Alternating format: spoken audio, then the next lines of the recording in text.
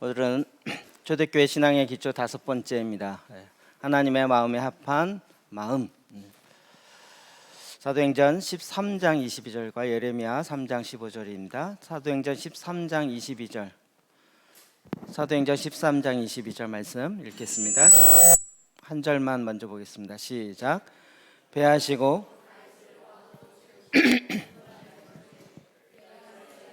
다윗을 만나니 내 마음에 맞는 사람이라 내 뜻을 다 이루리라 하시더니.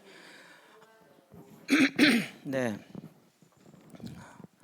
예레미야 3장 14절 15절도 읽겠습니다. 시작.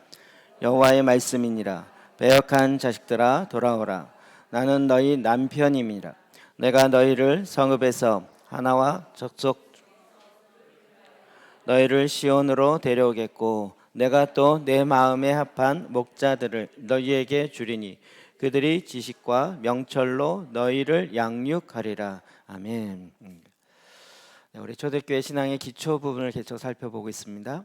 그중에 오늘은 하나님의 마음에 합한 마음은 무엇인가 라는 부분이죠. 이것이 가장 유명한 것은 사도행전에 하나님께서 다윗을 향하여서 이야기했던 그 고백 중에 내 마음에 합한 사람이다, 내 마음에 맞는 사람이다 라고 소개했던 이 말씀이 우리에게 너무나도 유명합니다. 우리도 하나님의 마음에 합한 사람으로, 하나님의 마음에 맞는 마음으로 우리가 되길 원해요. 이것이 그냥 다윗으로 끝나는 것이 아니라 예레미야에 보면 여호와의 말씀이 이제 하나님을 떠났던 자들 다시 돌아오게 해서 그들로 하여금 시온으로 데려오겠는데, 그래서 그들에게 어떻게 해요? 내 마음에 합한 목자들을 너희에게 주리니. 하나님의 마음에 합한 목자들을 그들에게 주어서 그들로 하여금 지식과 명철로 너희를 양육하겠다는 거예요. 물론 1차적으로 예수 그리스도이십니다. 그런데 보면 합한 목자들을 복수형으로 이야기하고 있어요. 앞으로 어떻게 된다는 얘기죠?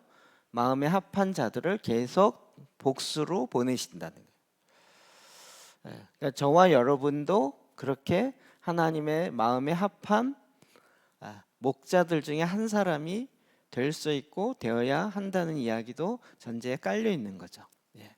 그래서 우리가 오늘은 이 하나님의 마음에 합한 마음이 무엇인가를 집중적으로 좀 보기 원합니다. 제가 전에 이 주제를 같이 가지고 했었는데 A부터 C까지 한 번에 다 했습니다. 한 번에.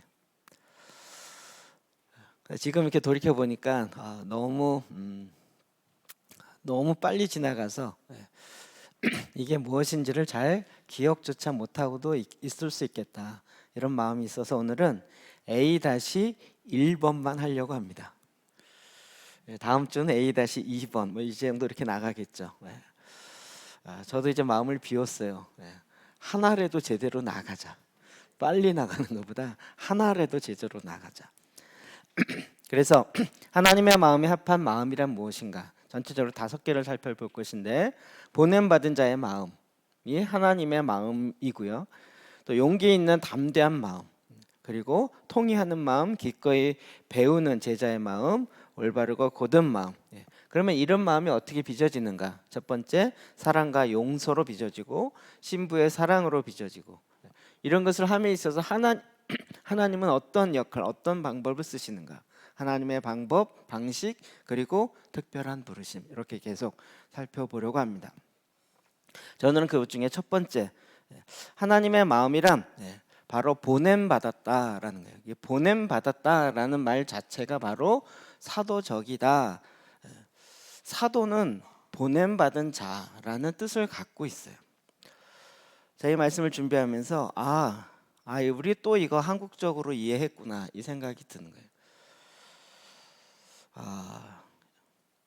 뭐 전 세계가 다 그런지 모르겠지만 제가 경험한 바로는 보통 사람을 부를 때 직함을 부르는 나라는 거의 우리나라밖에 없습니다.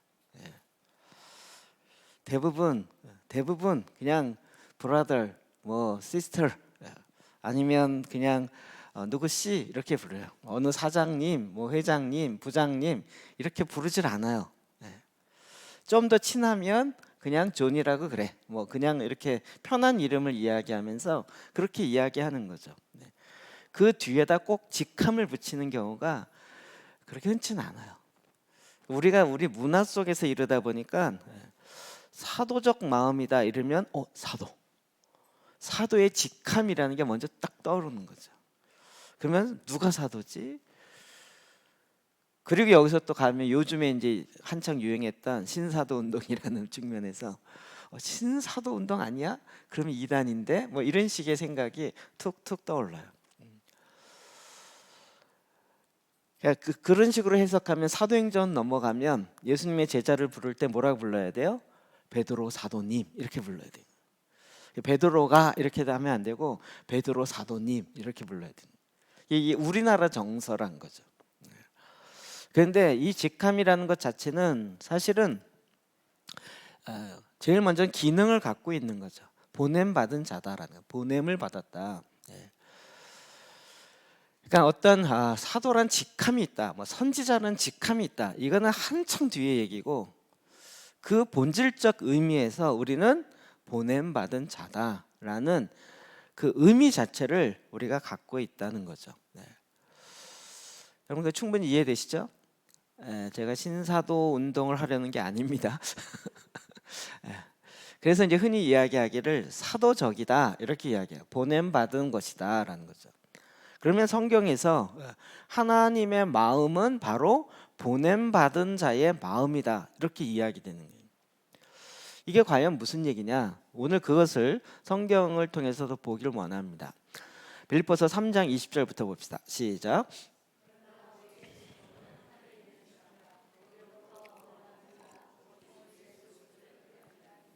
아멘. 오늘 이렇게 읽는 소리가 굉장히 작습니다. 이렇게 주눅 드셨나요? 네, 우리의 시민권은 어디에 있다고요? 하늘에 있습니다. 우리의 소속은 하늘에 있습니다. 거기로부터 구원하는 자, 곧 예수 그리스도가 하늘로부터 우리에게 내려오는 것을 기다리는 자야. 우리의 원래 소속은 하늘에 있어요. 이거 많이 들었죠? 근데 정말 그렇게 믿고 계신가요? 우리의 소속은 하늘에 있는 자예요. 그런데 지금 이 땅에 살고 있잖아요. 자꾸 이게 왔다 갔다 헷갈리는 경향이 있어요. 헷갈리면 그래도 다행이에요. 그냥 하늘을 잊어버리고 이 땅에 그냥 이 땅에 그냥 거하는 경우가 너무 많이 있어요. 근데 우리가 이 부분을 다시 한번 성경에서 뭐라고 얘기하는지 조금씩 살펴볼 필요가 있습니다. 요한복음 3장 5절부터 7절 봅시다. 시작. 예수께서 대답하시되 진실로 진실로 내게 이르노니 사람이 물과 성령으로 나지 아니하면 하나님의 나라에 들어갈 수 없느니라. 육으로 난 것은 육이요 영으로 난 것은 영이니 내가 내게 거듭나야 하겠다 하는 말을 놀랍게 여기지 말라. 아멘. 다시 태어난다, 거듭난다 이 얘기를 할 때 니고데모는 육으로 난다라고 생각한 거죠. 그러니까 육이 어떻게 다시 태어날 수 있는가? 그때 주님이 대답한 것은 육으로 난 것은 육인데 지금 내가 다시 태어난다는 것은 육을 다시 태어난다는 것이 아니라 영이 난다는 거죠. 그 영은 어디서부터 납니까? 하나님이 영이시고 하늘로부터 난다는 거예요. 우리의 육이 태어난 건 이 땅이에요. 그렇죠? 근데 우리의 거듭난 영은 어디에 소속돼서 태어났다고요? 하늘의 시민권을 갖고 내 몸 안에, 내 혼 안에, 내 영 안에 태어나게 되는 거예요. 이 차이 구분되시죠? 그래서 우리의 육의 탄생은 이 땅으로부터 시작되었지만 내 영의 새롭게 거듭남은 하늘로부터 시작되는 것이에요. 그래서 우리가 하늘로부터 너의 영이 다시 나겠다는 것을 기이 여기지 말아라. 이상히 여기지 말아라. 우리의 거듭남이 내 영의 거듭남 이것이 맞다. 그래서 이제 사도 바울이 에베소서 2장 6절 7절에 더 강력하게 얘기하죠. 시작. 또 함께 일으키사 그리스도 예수 안에서 함께 하늘에 앉히시니 이는 그리스도 예수 안에서 우리에게 자비하심으로써 그 은혜의 지극히 풍성함을 오는 여러 세대에 나타내려 하심이라. 아멘. 우리를 그리스도와 함께 죽고 그리스도와 함께 살리시고 그리스도와 함께 하늘에 앉히시는 거예요. 자, 지금 저와 여러분이 계속 내 영은 어디를 소통해요? 영은 하나님과 소통하고 하늘과 소통하는 거예요. 그리고 거기가 바로 나의 자리가 되는 거죠.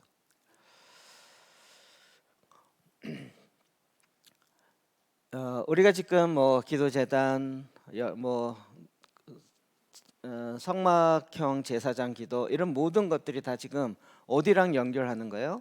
하늘과 이 땅을 연결하는 거죠. 그렇게 할 수 있는 자들은 누굽니까? 하나님을 섬기는 거룩한 제사장인 거죠. 자, 우리의 소속 자체가 자꾸 성경은 이제 거듭나서 어디에요? 하나님 보호자 우편에 예수 그리스도와 앉히신 것을 이야기하고 있는 거죠. 자, 그러면 우리가 어떻게 해야 될 것인가? 히브리서 3장 1절입니다. 시작. 그러므로 함께 하늘의 부르심을 받은 거룩한 형제들아, 우리가 믿는 도리의 사도시며 제사장이신 예수를 깊이 생각하라. 아멘. 하늘의 부르심을 받은 거룩한 형제들아, 저와 여러분 얘기하죠. 하늘로부터 부름 받았고 하늘로부터 거듭났어요. 근데 지금 우리는 어디 있어요? 이 땅에 있는 거죠. 그럼 우리는 어떻게 살아야 될 것인가? 믿는 도리의 사도시시며, 믿는 도리의 사도이시며. 사도는 직함 생각하는데 믿는 도리에 있어서 이 땅에 보냄받은 자이시라는 거예요.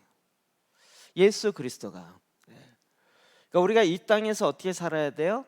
보냄받은 자로서의 삶을 사시는 예수님을 생각하면 우리가 이 땅에 어떻게 살아야 될지를 정확하게 알 수 있다는 거죠.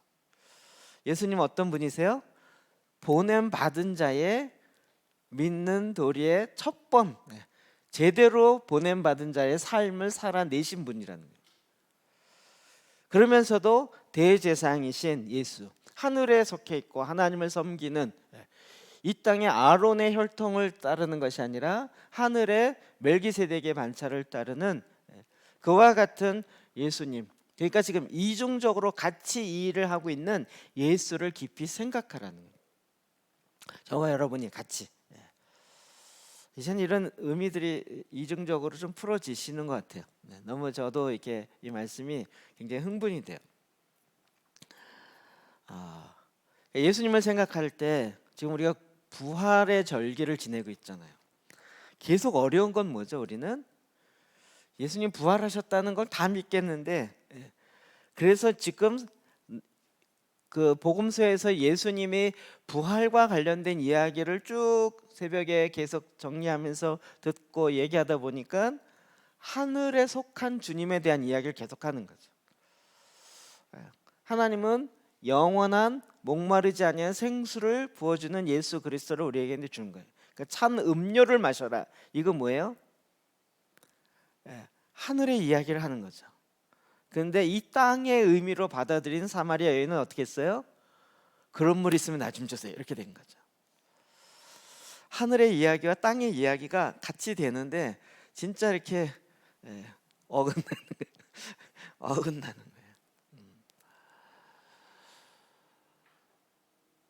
변화산에서 예수님께서 지금 그 변화산에 변화되어진 모습으로 모세와 엘리야와 함께 이야기하는 거예요. 그래서 지금 하늘에서 이루어지는 어마어마한 이야기를 하는데 베드로는 딱 자다가 졸다 깨어서 땅의 이야기를 하는 거죠. 이 땅에 장막 3개, 텐트 3개를 짓고 여기서 거하십시다.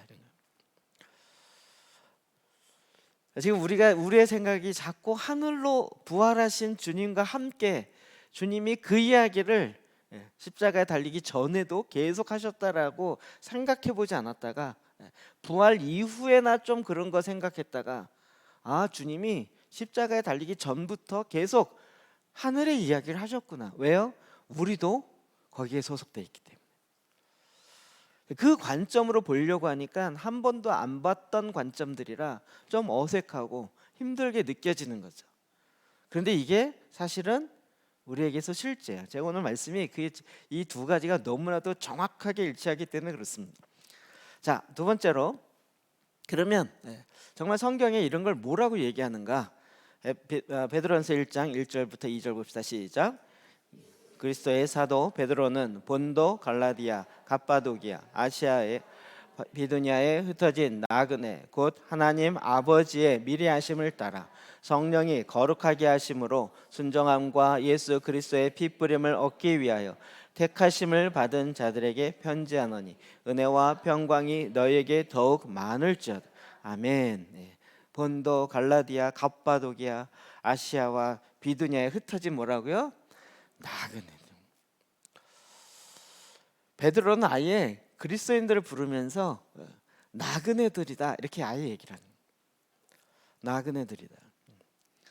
이제는 이런 게 단어들이 지음형이 조금씩 들어와요. 갑바도기아는 제가 터키 갈 때 가봤기 때문에 좀 어딘지 알 것 같아요. 아시아와 이 소아시아거든요. 그들이 박해를 피해서 그리고 진짜 골짜기 들어가서 그 산 속에다가요 굴을 파고 거기서 예배드리고 거기서 지내면서 했던 유적이 아직도 남아 있어요. 진짜 깊이 들어가야 돼요.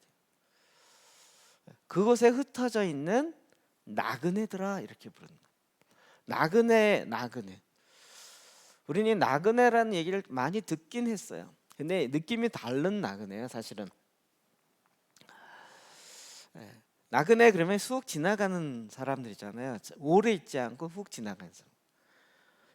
너희가 지금 갈라디아, 갑바도기아, 아시아에 사는 나그네들아 이렇게 얘기하면 거기에 영원토록 사는 게 아니라 잠깐 동안 훅 지나간다는, 다른 데로 간다는 얘기 아니라 그곳에 살고 있다는 것 자체가 나그네라는 거죠.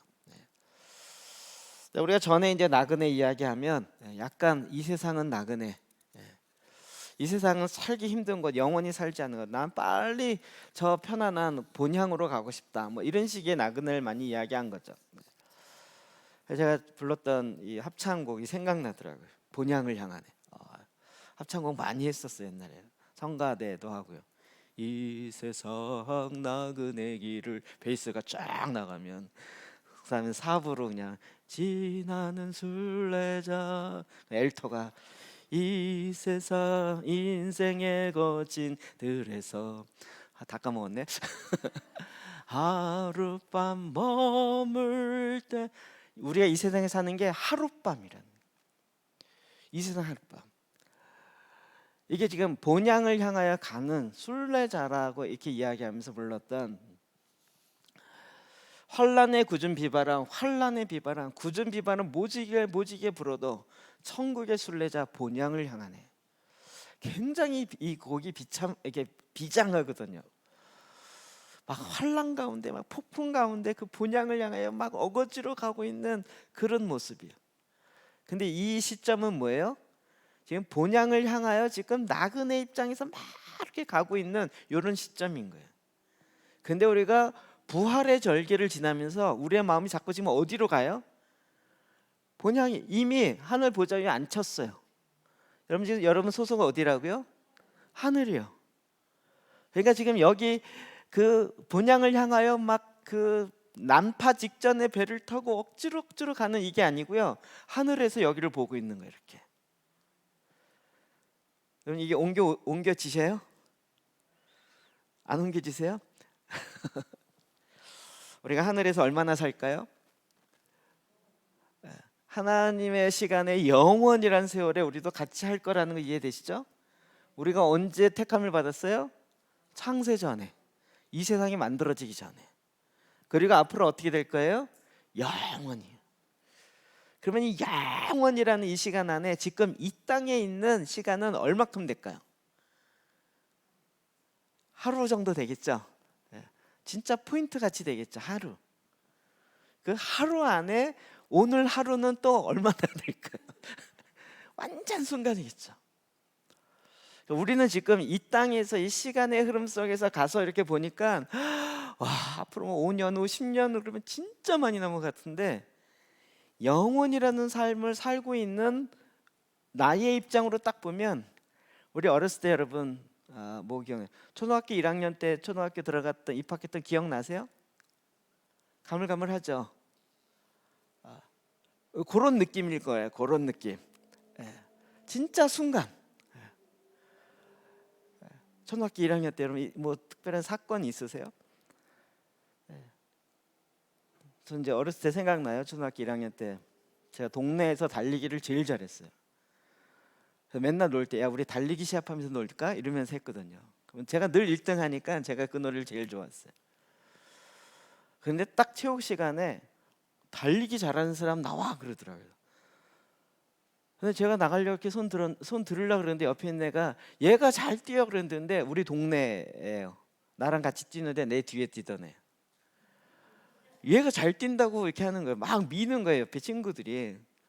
근데 내가 웃으면서 아이고 쟤 나보다 못 뛰는데 근데 걔도 제 얼굴을 보면서 아니에요 저 잘 못 뛰어요 저보다 잘. 근데 이미 밀려갖고 앞으로 나갔어요 얘가.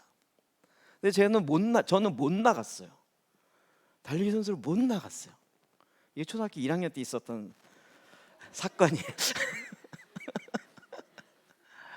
가물가물한데 그 당시엔 그게 제 마음속에 굉장히 서운하면서 내가 더 잘 뛰는데 뭐 이런 마음이 있었단 말이에요. 그러니까 저에게서는 이런 느낌이 우리가 영원토록 살 때 이 땅에 있는 동안 진짜 하룻밤을 지내는 것 같은 그런 삶이 지금 여기라는 거예요. 그러니까 우리의 생각을 지금 어디서 생각해야 돼요? 이 하룻밤을 생각하면서 본향을 생각하는 것이 아니라 우리는 이미 하나님 보좌 우편에 앉아 있으면서 지금 여기를 걸어가는 요 순간을 그냥 순간이구나 나그네구나 이렇게 생각해야 된다는 거예요. 전혀 느낌이 다르시죠? 네.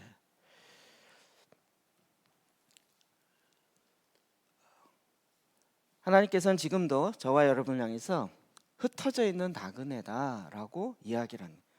이 정체성이 저에게는 전에는 진짜 세상이 힘들어서 나그네 같은 이 세상 뭐 이렇게 빨리 지나가야지 이런 느낌이었다가 이 그 부활의 절기를 지나면서 지금 이 현재의 순간을 어떻게 보아야 되는지를 알게 해주는 거예요. 이 마음을 갖고 있는 자가 바로 보내심 받은 자의 사도적 마음을 갖고 있는 자라는 거예요. 베드로전서 1장 17절도 볼까요? 시작.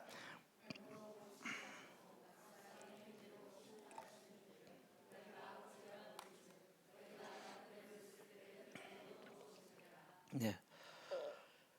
외모로 보시지 않고 각 사람의 행위대로 심판하시느니. 일단 앞부분은 제가 굉장히 은혜가 돼요. 외모로 보시지 않는 하나님. 네, 너무 좋아요. 키로도 안 보고요, 눈 크기로도 안 보시는 그 주님이 너무 좋은 거예요. 뒷부분이 약간 좀 두려워요. 그 사람의 행위대로 심판하시는 이라는 거예요.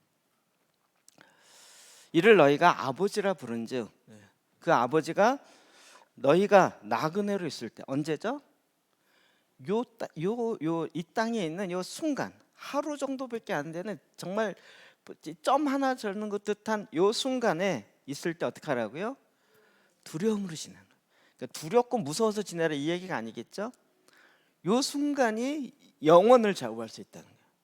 그러니까 요 순간을 어떻게 지내느냐가 굉장히 중요하다는 거예요. 그럼 베드로가 지금 어떤 마음에서 이야기하는지를 충분히 이해하실 겁니다. 히브리서 11장 13절을 볼까요? 시작. 이 사람들은 다 믿음을 따라 죽었으며 약속을 받지 못하였을 때 그것들을 멀리서 보고 환영하며 또 땅에서는 외국인과 나그네임을 증언하였으니. 아멘. 그럼 그 앞에 있는 믿음의 사람들의 이야기를 쭉 나요. 그 중에 누가 있어요? 아브라함이 있고요. 믿음의 사람들이요.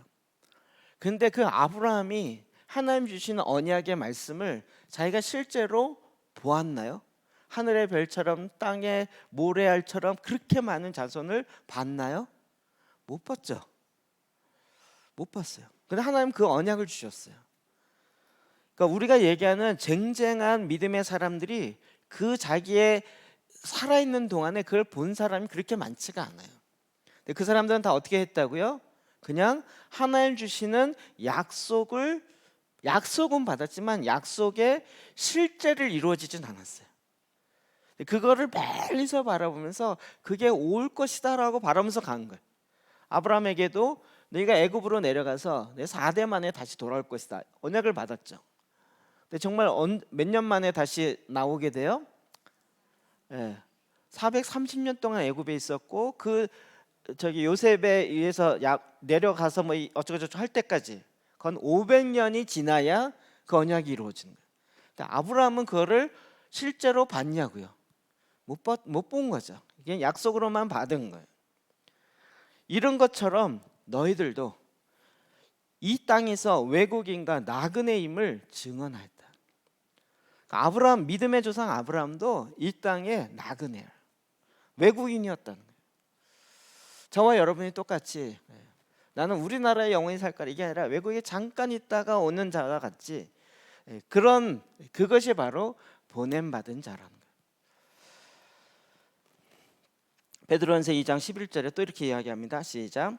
사랑하는 자들아, 거류민과 나그네 같은 너희를 권하노니 영혼을 거슬려 싸우는 육체의 정력을 제어하라. 아멘. 거류민과 나그네 같다. 이방인, 우리나라 여기 와 있는 외국 분들, 여러분, 제가 처음에 거기 갔을 때 진짜 충격이었어요. 그 얘기 들으면, 여러분, 여기 원곡동에 가면 제일 많이 하는 게 뭐죠? 지금 제일 많이 하는 업종이 뭐죠? 원곡동에 있는 것 중에 고시원이라는 거 아시나요? 고시원. 그냥 쪽방처럼요. 거기가 무슨 고시를 보기 때문에 고시원이 많나요? 아는 거 아시죠? 그 있기 전에는 빌라 같은데, 빌라도 아니죠. 이렇게 그냥 다 이렇게, 진짜 방 하나에 4명 5명씩 살았어요. 나그네. 여기서 그냥 잠만 자고 가는 거예요. 그래서 옛날에 저희가 학생 때 구로동이 그랬거든요. 쪽방이라고 얘기하는. 근데 그게 그대로 옮겨와 있었어요. 지금도 상당히 그런 게 많아요. 그래서 이제 그걸 헐고 고시원 개념으로 이렇게 딱 진짜 3평 4평 정도 되는, 그 정도 방으로 이렇게 꾸며갖고 하는 그런 것들이 굉장히 많아졌어요. 그러니까 이 땅에 거류민, 외국인을 있을 때 그렇게 살아요. 근데 여기다가 투자하지 않아요. 그분도 돈 버는데도 여기다 그렇게 투자하지 않아요. 왜요? 고향으로 보내는 거죠. 본향으로 보내는 거예요. 우리를 그렇게 지금 바라보고 있는 거예요. 거류민과 나그네 같은 너희를 권하노니 너희가 여기 있을 때 영혼을 거슬러 싸우는 육체의 정력을 제어하라는 거예요. 그들이 여기서 버는 것 같고 여기서 하면 어느 정도 좀 나은 집에서 살 수 있어요. 그런데 그렇게 안 살아요. 왜냐하면 분양으로 돈을 보내고, 여기는 잠깐 있을 것이기 때문에 합법적으로 이제 3년 혹은 다른 방법을 통해 그 정도 잠깐 있을 거기 때문에 여기다 그렇게 많은 걸 투자하지 않아요. 그 목적을 향해서 딱 투자하는 거예요. 근데 그거 외에 육체의 정력을 다른 목적, 다른 쪽으로 가려고 하는 것들을 잘라낸다는 거예요. 베드로는 계속 나그네 같은 너희들 이야기하면서 너희가 이 땅에 있을 동안 어떻게 해야 되는지를 이 관점을 갖고 정확하게 이야기를 하고 있는 거예요. 자, 우리가 믿음의 도리의 사도이신 주님, 그분이 이 땅에 계실 때 어떻게 했는가, 어떻게 기도했는가. 요한복음 17장 볼까요? 15절과 18절 봅시다. 시작. 내가 비옵는 것은 그들을 세상에서 데려가시기를 위함이 아니요 다만 악에 빠지지 않게 보존하시기를 위함이니 아버지께서 나를 세상에 보내신 것 같이 나도 그들을 세상에 보내었고. 아멘. 원래 이 땅에 보냄받은 자인데 약간 기억상실증이 걸려갖고 내가 보냄받았다는 걸 까먹고 있었어요. 예수님이 오셔서 야, 너희들은 여기에 보냄받은 자야. 생명을 불어넣으시고 구원받게 하시고 그의 영이 거듭나게 하셔서 하나님을 알게 하셨고 예수 그리스도를 믿는 자가 되게 하셨어요. 그랬더니 거듭난 자들이 나 빨리 아버지께 갈 거야 이러는 경향이 있는데 주님 뭐라 그러세요? 그들을 세상에서 데려가시기를 위함이 아니요. 주님이 기도하셨어요. 우리를 빨리 이 땅에서 아버지께로 데려가고자 기도하지 않는다라고 기도했어요. 이 기도는 응답될까요? 안 될까요? 예수님이 기도하셨습니다. 여러분이 아무리 빨리 나 아버지, 내 영원한 아버지한테 빨리 가고 싶어 그런데 주님이 딱 브레이크를 거셨어요.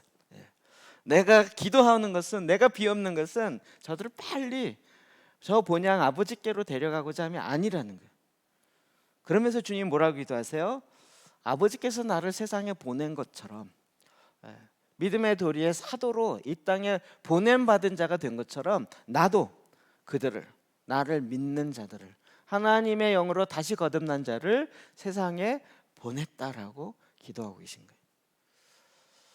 그런데 이 땅에서 우리는 영원토록 살 자가 아니고, 우리의 소속은 하늘에 있지만 이 땅에 보냄받은 자, 그냥 사도적인 마인드의 삶을 가져야 되는, 직함 생각하지 마시고요, 보냄받은 자로서의 마인드가 있어야 되는. 요한복음 20장 21절에 이렇게 얘기합니다. 시작.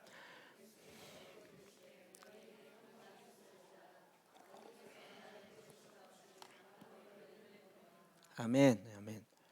아버지께서 나를 보내신 것 같이 나도 너희를 보내노라.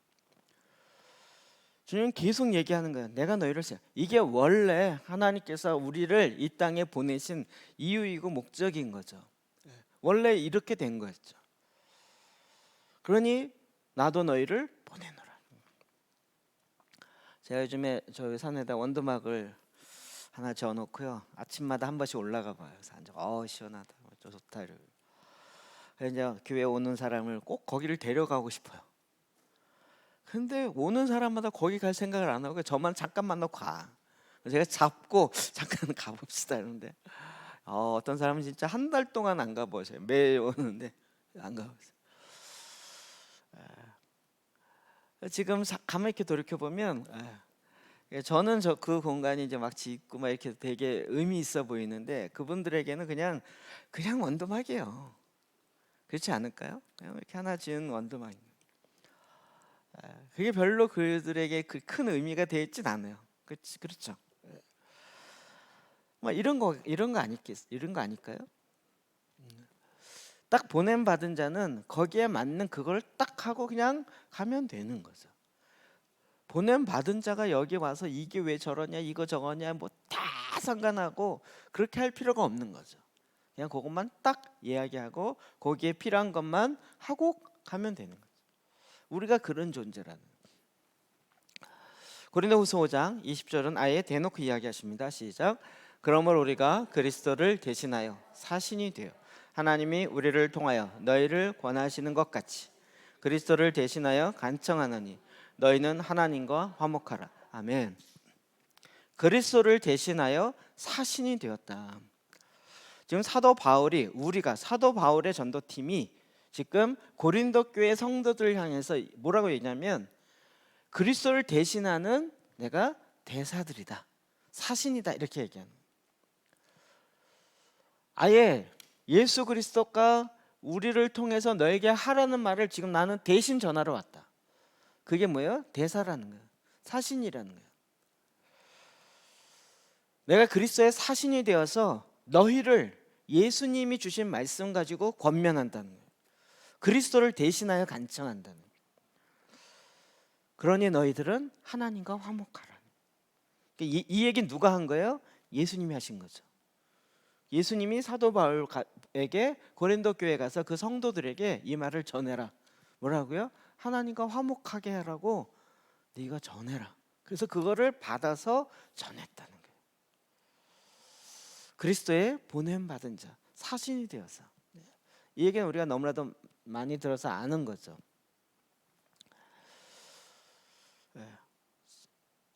그럼 이게 보냄 받았다라는 것이 예수 그리스도나 뭐 예수님의 12제자의 사도네 아니네 뭐 이런 거 논의하기 전에 본질적으로 우리 모두가 다 지금 이 땅에 보냄 받은 자라는 거예요.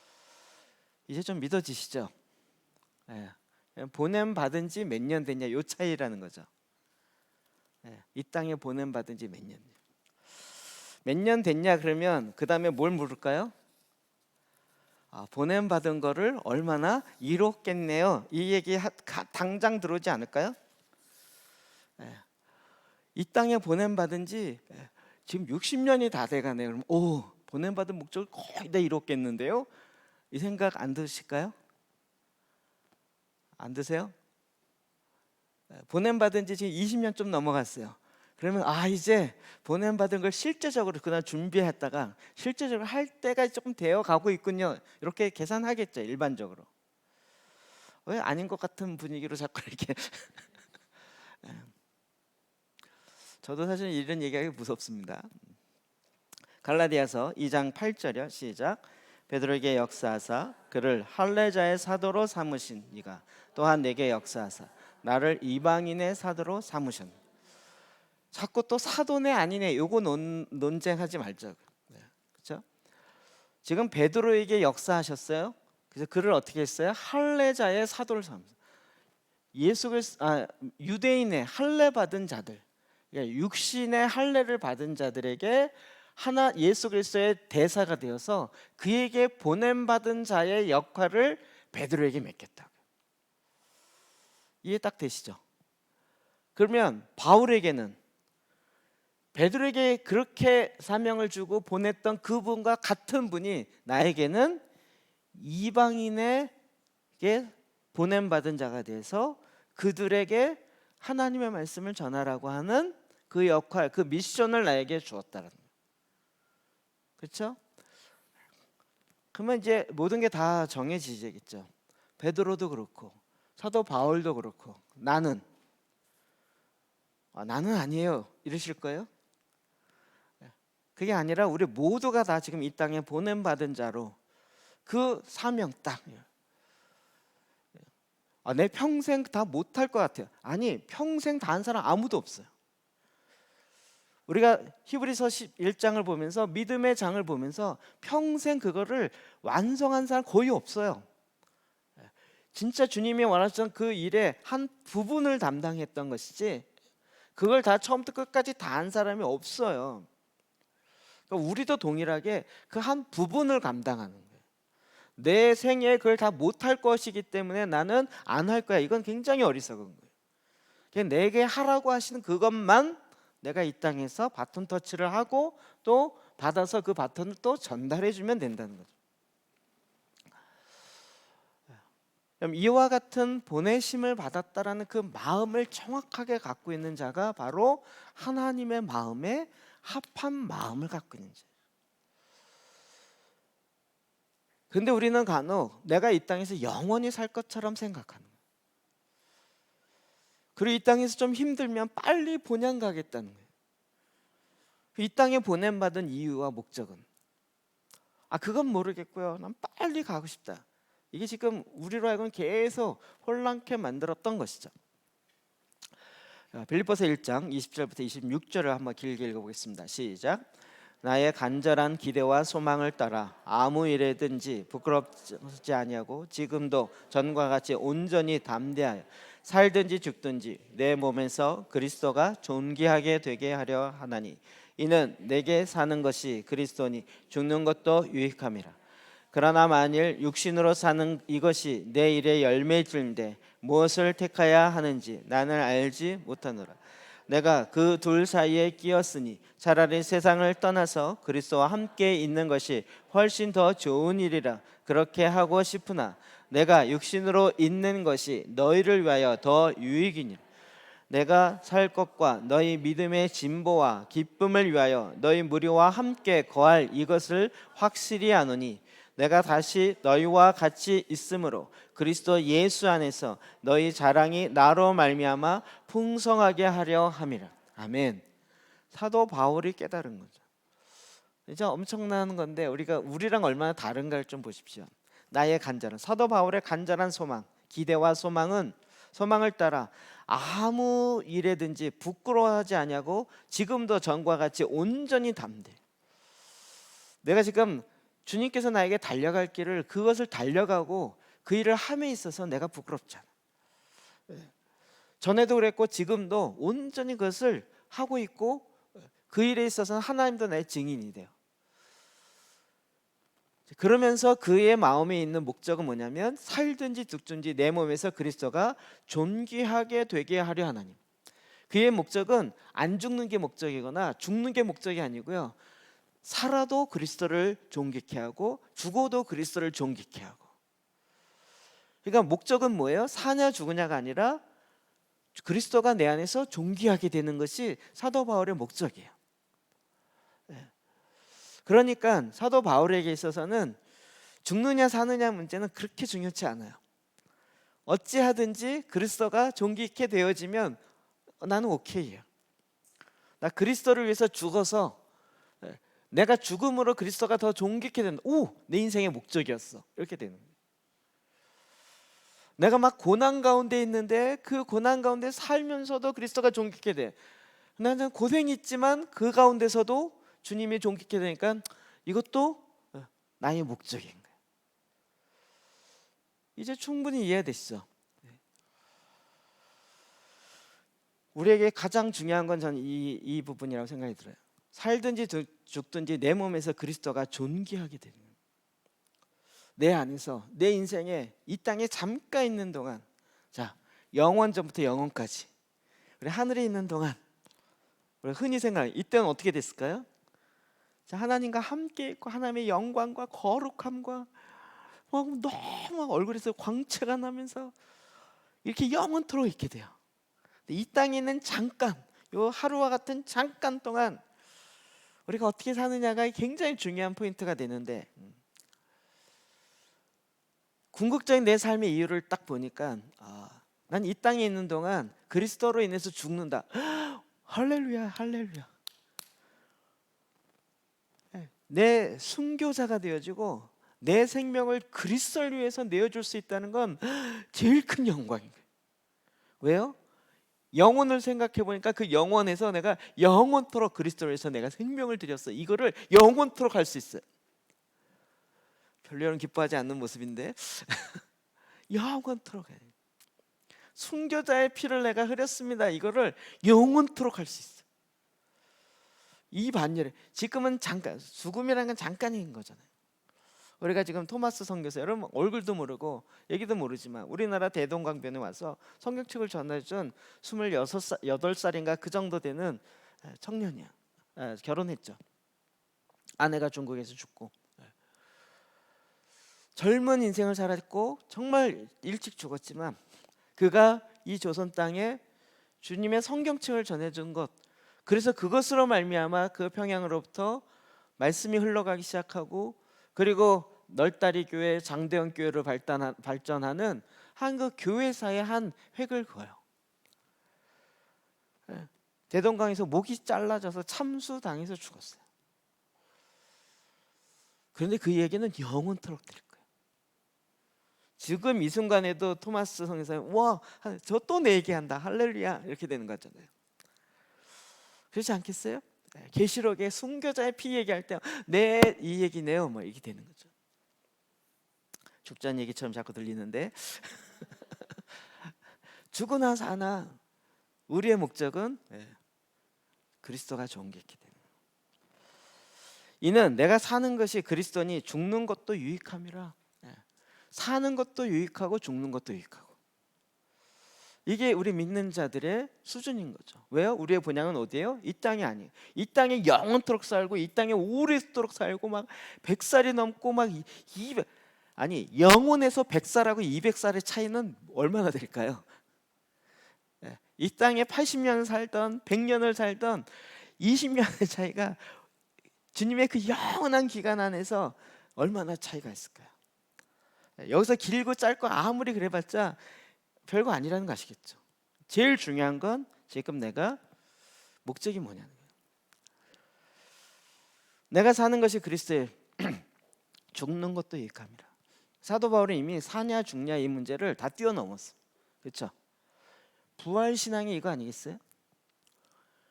이 땅에서 그 무엇에 연연하지 않고 이미 내 영이 주님과 함께 보좌 우편에 앉아 있어서 내 사는 것에 이미 그 자리에 딱 그 자리 잡혀 있어요.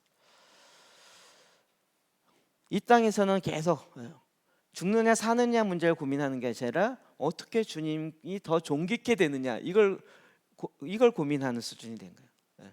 죽어도 주를 위해 죽는 거, 오 할렐루야, 이렇게 되고, 고생하면서 살아도 주를 위해 산다면 오 할렐루야, 이렇게 되는 거예요. 22절, 그러나 만일 육체로 사는 이것이 내 일의 열매인데 무엇을 택해야 하는지 나는 알지 못한다. 이 일을 사는 내 육신으로 사는 이것이 내 일의 열매는, 우리가 여기서 잠깐 하루 동안 잠깐 한 것이 영원한 것의 열매가 돼요. 와, 여러분 잠깐 요거 한 것이요 영원한 것에 늘 근거가 되고 기쁨이 될 거예요. 우리는 지금 굉장히 길게 사는 것 같지만 아니라는 거 아시겠죠? 아니래요. 제가 젊은이들, 청년들 볼 때마다 제가 자꾸 착각해요. 비슷한 나이라고 착각해요. 나도 젊었을 때 이렇게 생각이 안 들고 나 비슷한 나이라고 자꾸 착각해요. 늘 이렇게 한 20년 이상 젊은이랑 같이 있다 보니까 그런 걸 놓쳐버렸다. 요즘에 이렇게 하다 보니까 금방 내 마음은 동일화돼 있어요. 몸은 안 따라가 주더라고요. 내가 이 땅에 육을 입고 있는 동안 무엇을 했느냐가 계속 이야기가 되는 거예요. 사도 바울은 이제 이 둘 사이에 끼인 거죠. 내가 그 둘 사이에 끼었으니 차라리 세상을 떠나서 그리스도와 함께 있는 것이 훨씬 더 좋은 일이라. 그의 마음속에 정말 주님과 함께 영원토록 그 은혜의 그 영광의 풍성함 가운데 있는 것이 나에게 유일하는 것을 그는 이미 알고 있어요. 그렇죠? 이미 예수 그리스도 보좌 우편에 그곳에 있고 그 기쁨과 그 영광을 누리고 있는 거예요. 이 땅에 있는 것도 좋지만, 그래서 주님이 영광 받게 하는 것도 좋지만 이곳에 있는 것이 나에게 유일한 걸 내가 두 개를 비교해 보니까 알 것 같아요. 그렇게 하고 싶어요, 자기도. 그런데 24절, 내가 육신으로 있는 것이 너희를 위하여 더 유익하니라.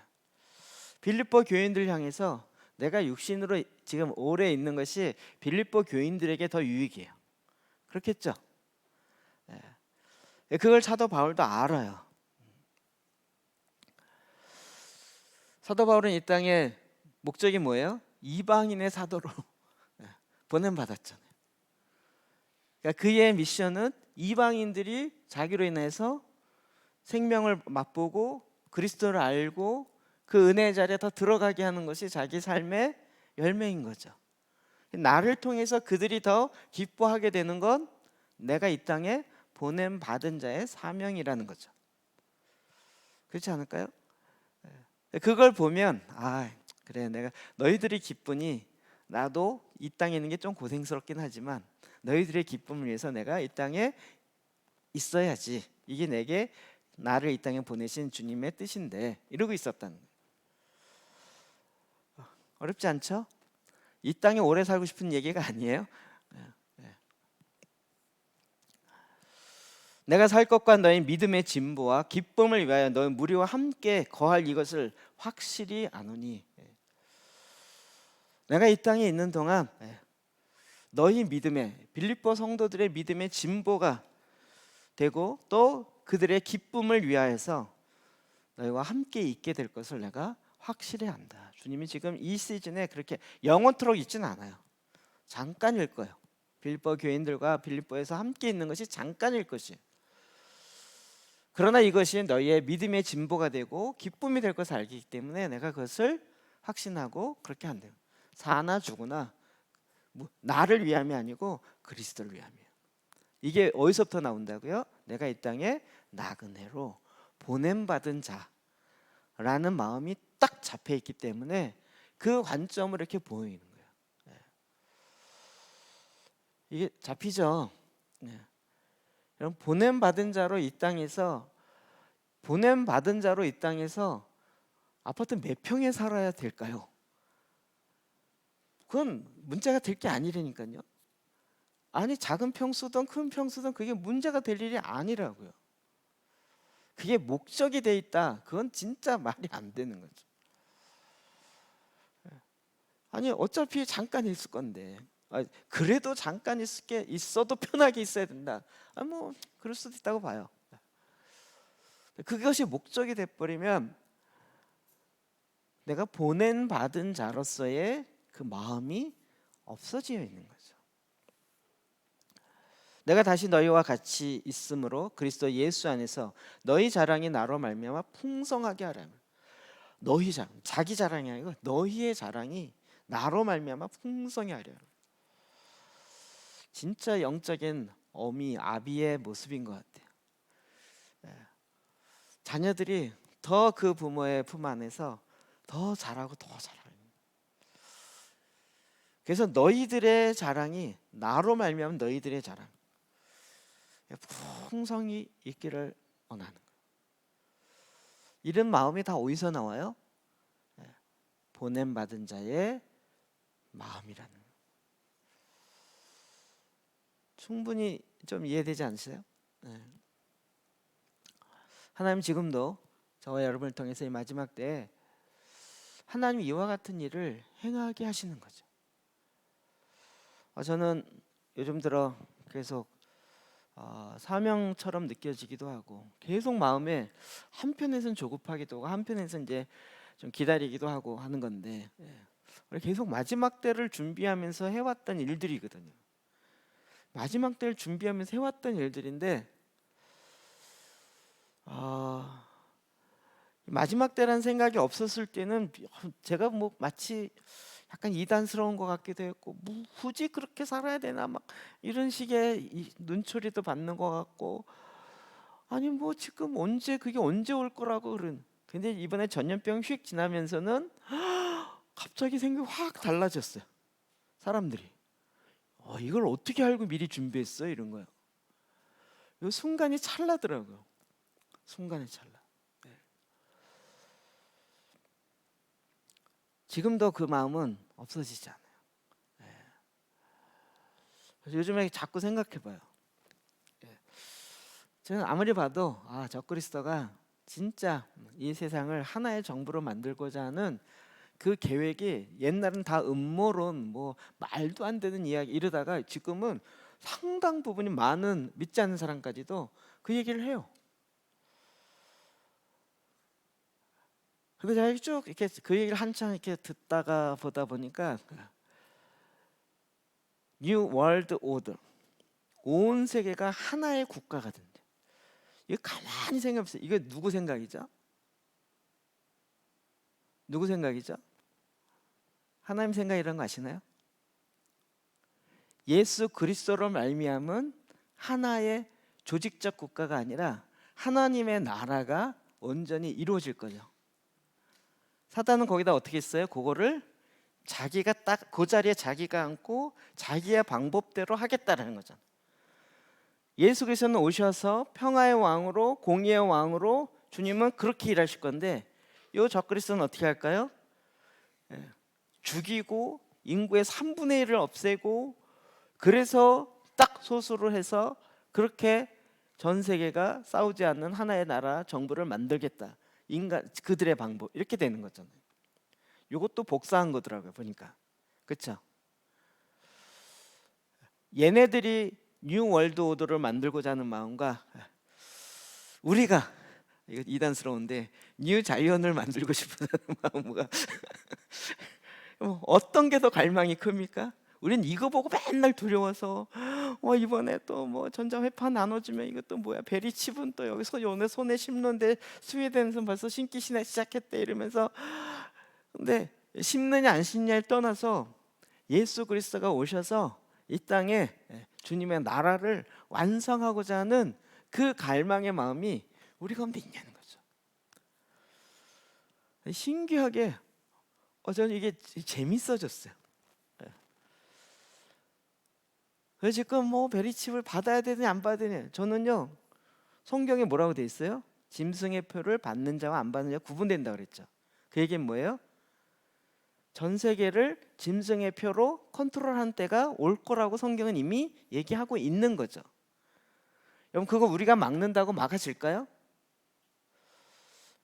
우린 그거 안 이루어지도록 막 막는 작업을 하는 게 우리의 사명일까요? 그게 아니겠죠. 그게 일어나면 이 세상이 끝이라고 막 그거 소문내고 다니는 게 우리의 사명일까요? 아니겠죠. 그건 계속 오히려 두려움과 공포심만 할 뿐이에요. 우리에겐 뭐가 사명이에요? 아까 뭐라 했어요? 어린 양의 피 뿌림을 맞는 자, 보혈 기도로 그의 속사람이 강건해지고 예수 그리스도 앞에 온전한 거룩한 성전이 되어서 주님의 통치 안에서 주님이 다스리는 대로 순종하는 그런 사람들이 더 많아지는 거예요. 그런 사람들이 죽음도 불사하고 살든지 죽든지 내가 주를 위해서 내 안에 주가 존귀케 되어지는 그런 자들이 막 나오기 시작합니다. 그럼 우리가 이게 더 사명이라는 거 아시겠죠? 이해되세요? 우리가 그런 것 때문에 보냄 받았어요. 여러분 한 사람 한 사람이 여러분 우리 수준을 좀 바꾸자고요. 자, 여러분 생각을 좀 바꿔봅시다. 좋은 예가 있을지 제가 아까부터 고민하다가 요즘 여행 가는 게 하도 유행이어갖고 이번에 해외를 못 나가게 하니까 제주도에 지난 금요일 날인가 하루만 18만 명이 비행기 타고 제주도 갔다 그러더라고요. 제주도는 지금 30분을 줄 서야 밥을 먹을 수 있고 이런 상황이 됐다는 거예요. 예를 들어서 딱 가서 요즘에 오늘 이번 휴가 4박 5일이었나요? 딱 그것만 살고 올 거예요. 네, 거기 가서 여러분 뭐 하다 올 거예요? 여행 갔으니까 여행의 목적을 이루기 위해서 하겠죠. 여행의 목적을 위해서. 그러면 갔다 와서 여러분이 여행을 생각하면 뭐라 그러겠어요? 아, 그때 조금 덜 자더라도 더 보고 올 걸, 뭐 이런 거잖아요. 좀 더 경험하고 올 걸, 좀 더 신나게 뭘 하다 올 걸. 이런 여행의 목적이 그거라면 그렇게 하고 오지 않겠어요? 그러지 않을까요? 여행 가서 24시간 자고 여행 가서 24시간 그냥 멍한, 물론 그것도 쉼이라고 생각할 수 있어요. 그러다 올 걸 후회하지, 이렇게 후회하지는 않겠죠. 그때 조금 더 내 몸이 힘들더라도 더 뭐 하다 올 걸, 이런 쪽으로 먼저 가겠죠. 안 그럴까요? 그렇죠. 그러면 우리가 영원이라는 세월에서 이 땅에 살지 않고 이제 영원이라는 세월에 쫙 가요. 그러면 요 있는 동안을 영원토록 바라보면서 뭐라 그럴까요? 갑자기 생각이 바뀌시나요? 아, 그때 좀 더 고생하다 올 걸 차라리. 아, 그때 멋있게 주를 위해서 죽을 걸, 이런 거 혹시 그때 막 순교자 당한 사람들이 뭐 너무 영광스럽게 막 받고 예수님 근처에 측근으로 순교자가 딱 쓰니까 나도 저 반열에 서볼 걸 이랬는데 이미 늦었어요. 그때가 되면 어떻게 될까요? 아, 이 땅에 있는 동안 정말 내가 주를 위해서 살든지 죽든지, 주를 위해 살다가 주를 위해 죽다가 이렇게 할 거라고 그때 후회하지 않겠냐고요. 그렇겠죠. 그걸 아는 우리는 지금 어떻게 돼? 이 땅에서 할렐루야죠. 내가 사나 죽으나 그리스도를 위해서 사나 죽으나 할렐루야죠. 이게 보냄받은 자의 마음이 있으니까 딱 그게 아는 거예요. 난 이걸 위해서 주님이 이 땅에 잠깐 동안 보냄받은 자. 길어봤자 100년 120년. 옛날에 80년 얘기했다가 요즘은 100년 120년. 재수 없으면 124살까지 산다 그러더라고요. 길어봤자 영원한 세월에. 사도 바울이 그 마음이 있었어요. 다윗도 그렇게 난리를 쳐도 죽었어요.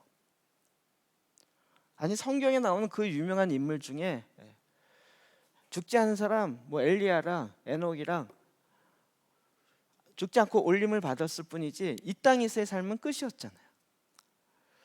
안 죽는 게 목적이 아니고 이 땅에 보냄 받은 자의 마음을 가지고 나를 보내신 이의 그 뜻을 이루는 거죠. 그리고 이제 사도 바울처럼 오히려 지금을 생각하면 더 막 기뻐할 그날을 생각하면서 오늘 좀 더 고생하지 뭐, 이렇게 되는 거예요. 아, 좀 더 익사이팅한 섬김 고생을 하지 뭐, 이런 거예요. 별로 동의 안 하시는 분위기인데요. 왜? 그날에 상 주시는 이심을 바라보니까요. 그날에 주님이 어떻게 이 땅에 있는 동안에 우리의 행위를 심판하시고 평가하실 것을 우리가 알기 때문에. 그렇지 않을까요?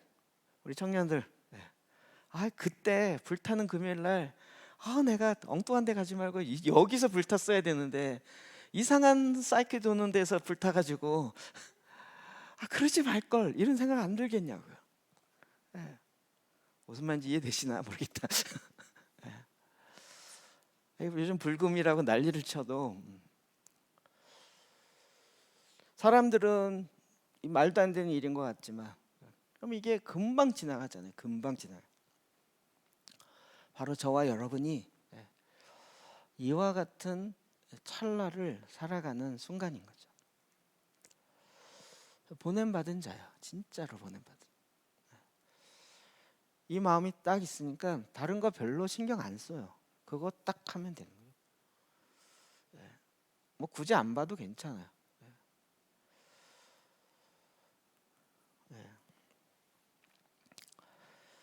제가 이 마음이 이게, 그래서 우리가 아까 처음부터 다시 좀 정리하면 사도적인 사역이다 이랬을 때 막 뭐 목사 위에 선지자 있고 뭐 사도 있고 뭐 이런 얘기, 그런 얘기 좀 이제 현혹되지 말자고요. 그냥 보냄받은 자로서 우리 모두가 다 이 땅에 보냄받은 자로. 또 주님이 그렇게 기도하셨잖아요. 내가 비옵는 것은 저들을 세상에서 데려가고자 함이 아니라 저들을 세상에 보내기 위해서 기도하시는 거예요. 지금도.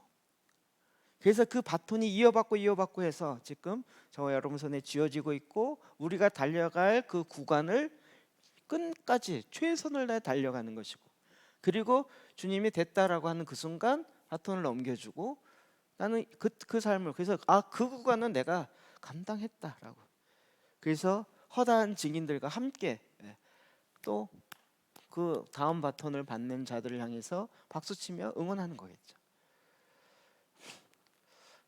여러분 사도적 마음이 있으십니까? 보냄받은 자의 마음, 하나님의 마음에 합한 마음입니다. 할렐루야죠. 이 보냄받은 자의 마음으로 정말 다윗과 같이 하나님으로부터 내 마음에 합한 자다, 내 마음에 합한 마음을 갖고 있다라고 인정받는 마지막 때의 사람들 되어지기를 주의 이름으로 축복합니다. 기도하십시다.